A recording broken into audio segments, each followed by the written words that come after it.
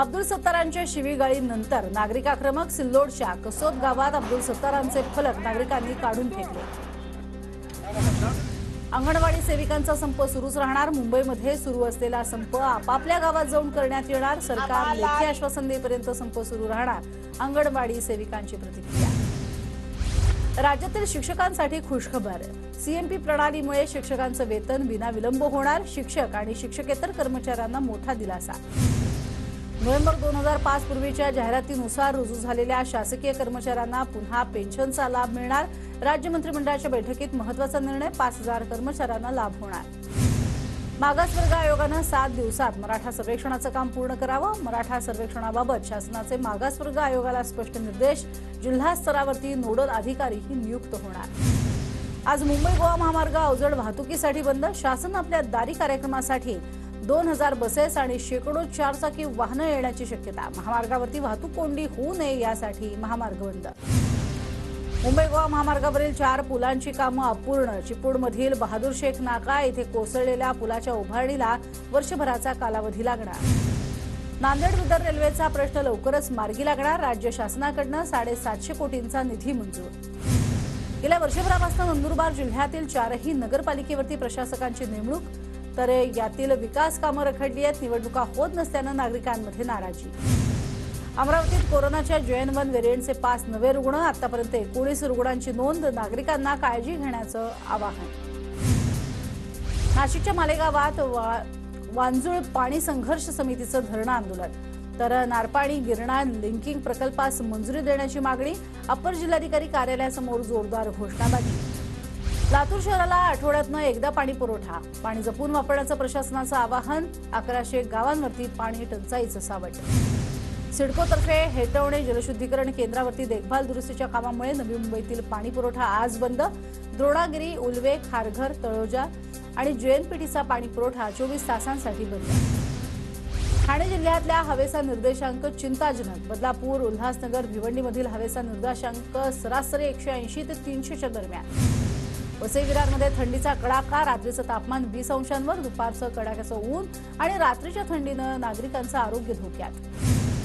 ऐन थंडीमध्ये सांगलीमध्ये पावसाची हजेरी. पावसामुळे हवेत गारठा. तर अचानक आलेल्या पावसानं द्राक्ष पिकांना मोठा फटका बसण्याची शक्यता. कोल्हापूरच्या काही भागात बरसल्या पावसाच्या हलक्या सरी. मंगळवार पेठ, लक्ष्मीपुरी, कसबा बावडा परिसरात पाऊस. अचानक आलेल्या पावसानं वाहनधारकांची तारांबळ.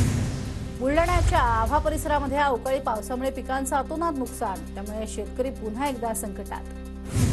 अमरावती बाजारपेठेत तुरीच्या दरात मोठी घसरण. 2000 रुपयांची घसरण झाल्यानं शेतकरी आर्थिक संकटात. नांदेड जिल्ह्यात यंदा हरभऱ्याची सर्वाधिक आवक. 1,53,000 हेक्टर क्षेत्रावरती हरभऱ्याची लागवड.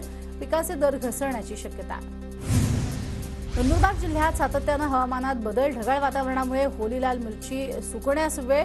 शेतकऱ्यांकडून खरेदी केलेली मिरची सुकवण्याचं व्यापाऱ्यांसमोर आव्हान. यवतमाळमध्ये जिनिंग प्रेसिंग कारखान्याला भीषण आग. लाखोंचा कापूस जळून खाक. जीवितहानी नाही. वाहक पट्ट्यावरती घर्षण होऊन ठिणगी पडल्यानं आग लागल्याचा प्राथमिक अंदाज. धाराशिव जिल्ह्यात शेतकऱ्यांना 294 कोटी रुपयांच्या पीक विमा वसुलीचा मार्ग मोकळा. विमा कंपन्यांवरती महसूल वसुलीची कारवाई. नंदुरबार जिल्ह्यात भाजीपाल्याची आवक वाढली. भाजीपाल्याची आवक वाढल्यानं दरात घसरण. 5 दिवसांपासून स्वस्त धान्य दुकानदारांचा संप. राज्यातील या दुकानदारांच्या संपामुळे नंदुरबारमध्ये दारिद्र्य रेषेखालील लाभार्थ्यांना धान्य मिळेना. जळगावच्या बेसमेंटच्या जागी व्यावसायिक वापर करणारी 5 आलिशान दुकानं सील. नेहरू चौक ते टॉवर चौक दरम्यान विविध आलिशान दुकानांना ठोकलं टाळं. नांदेडच्या अर्धापूर तालुक्यामध्ये सावर गावातील शेतकरी संतप्त. शेतकऱ्यांनी भाऊराव चव्हाण कारखान्याच्या कर्मचाऱ्यांना डांबून ठेवलं. नोंदणी करूनही ऊस तोडणी वेळेवर न झाल्यानं शेतकरी आक्रमक. नाशिकच्या कळवणमध्ये शेकडो आदिवासी बांधवांचं आमरण उपोषण सुरू. शबरी घरकुल योजनेची अंमलबजावणी करण्याची मागणी.